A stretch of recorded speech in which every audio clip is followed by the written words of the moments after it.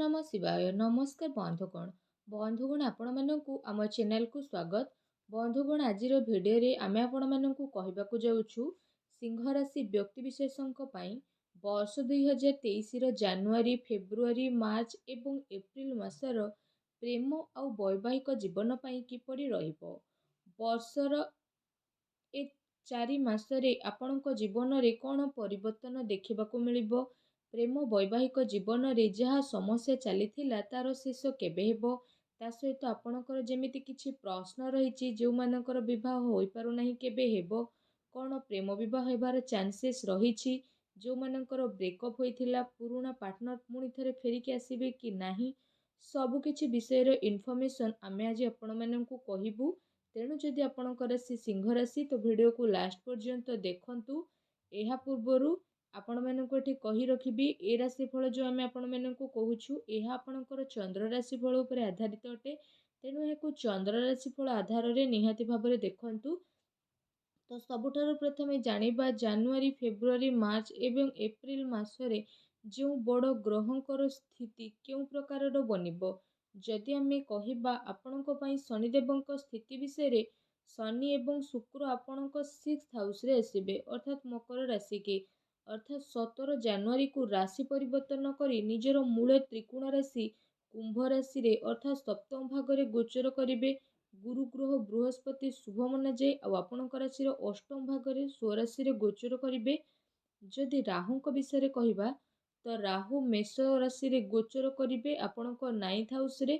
କେତୁଙ୍କର ଯେଉଁ ସ୍ଥିତି ଆପଣଙ୍କର 3rd ହାଉସରେ ରହିବ। ଶେଷ ଯେଉଁ ଗ୍ରହ ବୁଧ ଆଉ ସୂର୍ଯ୍ୟଙ୍କର ଜ୍ୟୋତି, ତ ସୂର୍ଯ୍ୟଙ୍କର ରାଶି ପରିବର୍ତ୍ତନ ପ୍ରତି ମାସରେ ହୋଇଥାଏ। ବୁଧ ଶୁକ୍ରଙ୍କର ରାଶି ପରିବର୍ତ୍ତନ 20ରୁ 25 ଦିନ ଭିତରେ ହୋଇଥାଏ। ମଙ୍ଗଳ 45ରୁ 60 ଦିନ ଭିତରେ ରାଶି ପରିବର୍ତ୍ତନ କରନ୍ତି। ତ ମଙ୍ଗଳଙ୍କୁ ଯଦି କହିବା ତ ମଙ୍ଗଳ ଆପଣଙ୍କର ଶତ୍ରୁ ଭାଗରେ କର୍ମ ଭାଗରେ ରହିବେ। ତ ଏହି ଗୋଚରୀୟ ସ୍ଥିତି ଆସାରରେ ଆମେ ଆପଣମାନଙ୍କ ପାଇଁ ରାଶିଫଳ ଆଣିଛୁ। ତ ଆସନ୍ତୁ ଜାଣିବା ପ୍ରେମ ପାଇଁ କିପରି ରହିବ। ତ ସିଂହ ରାଶି ବ୍ୟକ୍ତି ବିଶେଷ ଆପଣଙ୍କର ପ୍ରେମ ସମ୍ବନ୍ଧ ବିଷୟରେ ଯଦି ଆମେ ଆଲୋଚନା କରିବା ତ ବର୍ଷର ଆରମ୍ଭ ପ୍ରେମ ମାମଲାରେ ଆପଣଙ୍କ ପାଇଁ ବହୁତ ଭଲ ରହିବ। ବର୍ଷର ଆରମ୍ଭରେ ପ୍ରେମ ସମ୍ବନ୍ଧରେ ଆପଣଙ୍କୁ ଅନୁକୂଳତା ଦେଖିବାକୁ ମିଳିବ। କାହିଁକି ନା ପଞ୍ଚମ ଭାଗରେ ଯେଉଁ ଆପଣଙ୍କର ସ୍ୱାମୀ ଗୁରୁଦେବ ବୃହସ୍ପତି ବନନ୍ତି, ଭଲରେ ହିଁ ସେ ଅଷ୍ଟମ। ଏଠି ଆପଣଙ୍କୁ କହି ରଖୁଛୁ ଫେବ୍ରୁଆରୀ ଯେଉଁ ମାସ ରହିବ ଆପଣଙ୍କର ପାର୍ଟନର ସହିତ 1 ଫେବ୍ରୁଆରୀରୁ 10 ଫେବ୍ରୁଆରୀ ଭିତରେ ଟିକେ କିଛି କଥାକୁ ନେଇ ବାଦ ବିବାଦ ହୋଇପାରେ। କିନ୍ତୁ ମାର୍ଚ୍ଚ ଏବଂ ଏପ୍ରିଲ ମାସ ବହୁତ ହିଁ ଶାନଦାର ରହିବ। ପ୍ରେମ ସମ୍ବନ୍ଧ ମାମଲା ପାଇଁ ବହୁତ ହି ବେଷ୍ଟ ରହିବ। ଯଦି କହିବା ଆପଣ ଆପଣଙ୍କ ପାର୍ଟନରର କେୟାର କରିବେ, କାଫି ଲମ୍ବା ସମୟରୁ ଜଣେ ଆଉ ଜଣଙ୍କ ସହ ମିଳାମିଶି କରିବାର ପ୍ରୋଗ୍ରାମ ବନଉଥିଲେ ହୋଇପାରୁନଥିଲା, ତ ଫେବ୍ରୁଆରୀ ମାର୍ଚ୍ଚ ମାସ ଆପଣଙ୍କ ପାଇଁ ଅନୁକୂଳତା ଅବଶ୍ୟ ଦେବ। କିନ୍ତୁ ଧ୍ୟାନ ରଖନ୍ତୁ ପ୍ରେମ ସମ୍ବନ୍ଧରେ ଯାହା କଟୁତା ଚାଲୁଥିଲା, ଯାହା ସମସ୍ୟା ଆପଣଙ୍କର ହେଉଥିଲା, ତ ସେସବୁରୁ ଆପଣ ବାହାରକୁ ବାହାରିବେ। ତା ସହିତ କେତେଥର ଏପରି ହେବ ଆପଣ ପ୍ରେମ ଭିତରେ ଅଛନ୍ତି, ଆପଣଙ୍କ ରିଲେସନ୍ 4-5 ବର୍ଷରୁ ଚାଲିଛି। ଯଦି କୌଣସି ବି ବ୍ୟକ୍ତି ଆପଣଙ୍କ ପାର୍ଟନରଙ୍କ ବିଷୟରେ କିଛି କହିଥାଏ ତ ସେସବୁ ବିଷୟରେ କହିବା ପୂର୍ବରୁ ଆପଣଙ୍କୁ ଭାବି ନେବା ଦରକାର। କାରଣ ଅଷ୍ଟମ ଭାଗ ହୋଇଥାଏ ପୀଡ଼ାର ଭାଗ, ରହସ୍ୟର ଭାଗ ହୋଇଥାଏ। ତ ଏମିତିରେ ଯଦି କହିବା ଆପଣଙ୍କ ପାର୍ଟନର କଥାକୁ ଦିଲରେ ଲଗାଇବାର ବଞ୍ଚିକି ରହିବାର ଅଛି। ବହୁତ ଅଧିକ ଏ 4 ମାସରେ ଆପଣଙ୍କୁ ଇମୋସନାଲ ହେବାଠାରୁ ଦୂରେଇ ରହିବାକୁ ପଡ଼ିବ।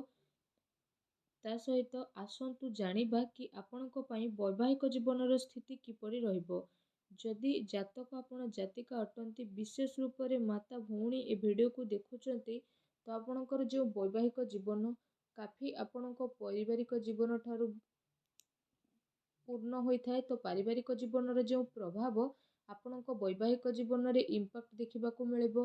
କାହିଁକି ନା 12 ତାରିଖ ପର୍ଯ୍ୟନ୍ତ ଅର୍ଥାତ୍ 12 ଜାନୁଆରୀ ପର୍ଯ୍ୟନ୍ତ ମଙ୍ଗଳଙ୍କର ସପ୍ତମ ଦୃଷ୍ଟି ଆପଣଙ୍କର ବିଛା ରାଶି ଅର୍ଥାତ୍ 4th ହାଉସରେ ପଡ଼ିବ, ଯାହାର ପରିଣାମ ସ୍ୱରୂପ ଶ୍ୱଶୁର ଘରେ ରହୁଥିଲେ ଶ୍ୱଶୁର ଘର ପକ୍ଷଙ୍କର ଶାଶୁଙ୍କ ସହ ଆପଣଙ୍କର ବାଦ ବିବାଦ ହୋଇପାରେ। କୌଣସି କଥାକୁ ନେଇ ଗୋଟେ କଥା ଏହା ରହିବ କି ଆପଣଙ୍କୁ ଏହା ଅନୁଭବ ହେବ କି ଯେଉଁ ଜାତକ ବା ଜାତିକା ଆପଣ ଅନ୍ୟକୁ ଯାହା ବୁଝେଇବାକୁ ଚାହୁଁଛନ୍ତି ସେ ବୁଝିବେନି, ଆପଣ ମଧ୍ୟ ଏ ଟାଇମରେ କିଛି ବୁଝିବେନି, ଯାହାର ପରିଣାମ ସ୍ୱରୂପ ଲଢ଼େଇ ଝଗଡ଼ା ଆପଣଙ୍କ ଘରେ ହୋଇପାରେ।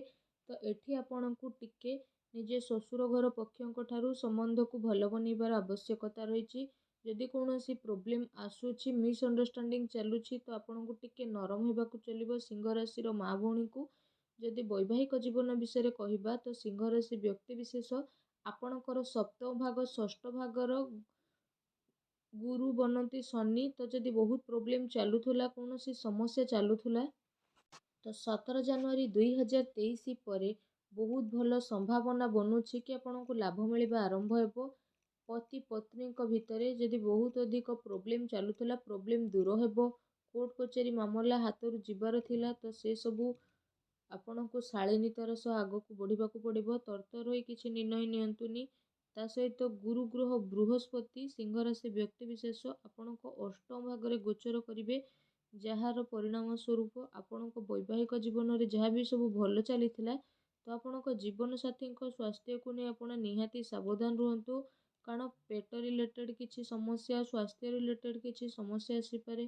ଏହା ସହିତ ଯଦି ଆମେ ଆପଣମାନଙ୍କୁ କହିବୁ, ଶନିଦେବଙ୍କର ସ୍ଥିତି ଯଦି ଆପଣଙ୍କ ଜନ୍ମ ପତ୍ରିକାରେ ଭଲ ଅଛି, ତ ଆପଣଙ୍କ ବୈବାହିକ ଜୀବନରେ ପତି ପତ୍ନୀଙ୍କର ଭଲ ସ୍ଥିତି ରହିବ, କାଫି ଭଲ ସ୍ଥିତି ରହିବ। ଯାହା ବି ପ୍ରୋବ୍ଲେମ୍ ଆପଣଙ୍କର ଥିଲା, ସେ ସବୁ କେଉଁଠି ନା କେଉଁଠି ଦୂର ହେବ।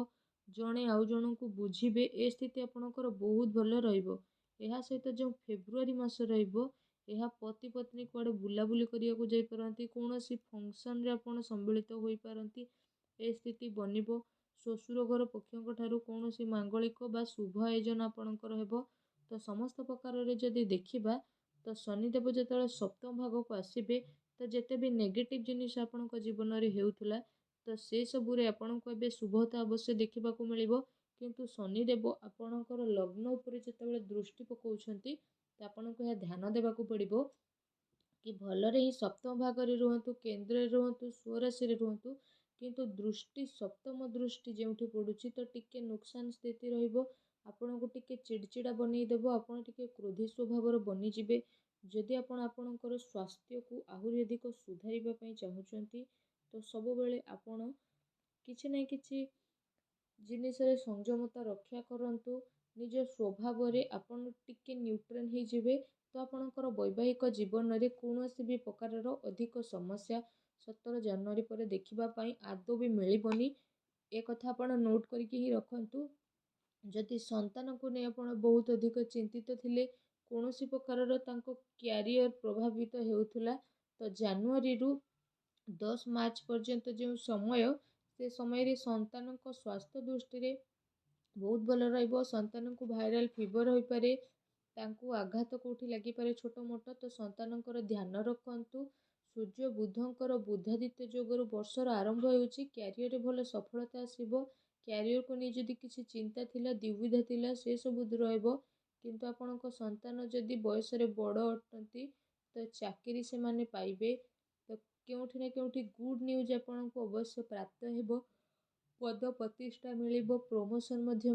ସନ୍ତାନ ପ୍ରାପ୍ତିର ସ୍ୱପ୍ନ ଦେଖୁଛନ୍ତି, ତ ଆପଣଙ୍କୁ ଟିକେ ଅପେକ୍ଷା କରିବାକୁ ପଡ଼ିବ। କାରଣ 23 ତାରିଖ ପରେ ଯେବେ ବୃହସ୍ପତି ଆପଣଙ୍କର ନବମ ଭାଗରେ ଯିବେ, ଅର୍ଥାତ୍ ନବମ ଭାଗରେ ଯେଉଁ ଦୃଷ୍ଟି ରହିବ, ଆପଣଙ୍କର ଯଦି ଆମେ କହିବା ନବମ ଭାଗର ଦୃଷ୍ଟି ଆପଣଙ୍କର ପଞ୍ଚମ ଭାଗରେ ପଡ଼ିବ, ତ ଆପଣ ସନ୍ତାନ ପ୍ରାପ୍ତିର କୌଣସି ସ୍ୱପ୍ନ ସଜଉଥିଲେ ବା ଚାହୁଁଥିଲେ, ତ 23 ଏପ୍ରିଲ ପରେ ବହୁତ ବଡ଼ ଗୁଡ୍ ନ୍ୟୁଜ୍ ଆପଣଙ୍କୁ ମିଳିବ।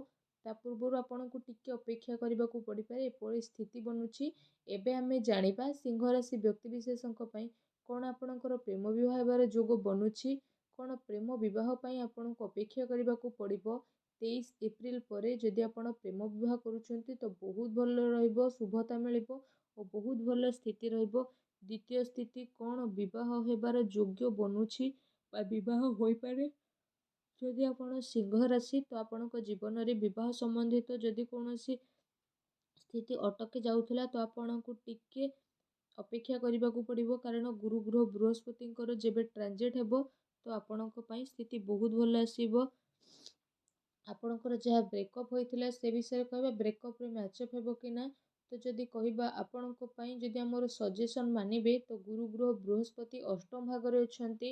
ତା ସହିତ ବର୍ଷର ଆରମ୍ଭ ସୂର୍ଯ୍ୟ ବୁଧଙ୍କର ବୁଧାଦିତ୍ୟ ଯୋଗରୁ ବାହାରୁଛି, ତ ପୁରୁଣା ପ୍ରେମ ଜାଲରେ ଆପଣ ଆଦୌ ପଡ଼ନ୍ତୁ ନାହିଁ।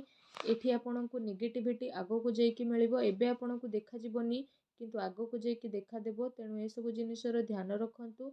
ଏବେ ଆସନ୍ତୁ ଜାଣିବା ସିଂହ ରାଶି ଜାତକ ବା ଜାତିକା ସେମାନଙ୍କୁ ବୈବାହିକ ଜୀବନ ପ୍ରେମ ସମ୍ବନ୍ଧରେ ସଫଳତା ପ୍ରାପ୍ତି ପାଇଁ କ'ଣ ଉପାୟ କରିବା ଦରକାର। ଯଦି ସବୁଠାରୁ ଅଧିକ କହିବା ଆପଣଙ୍କ ରାଶିର ଯେଉଁ ସ୍ୱାମୀ ସେ ସୂର୍ଯ୍ୟଦେବ ବନିଥାନ୍ତି, ତ ସକାଳୁ ସୂର୍ଯ୍ୟଙ୍କୁ ଜଳାର୍ଘ୍ୟ ଦିଅନ୍ତୁ।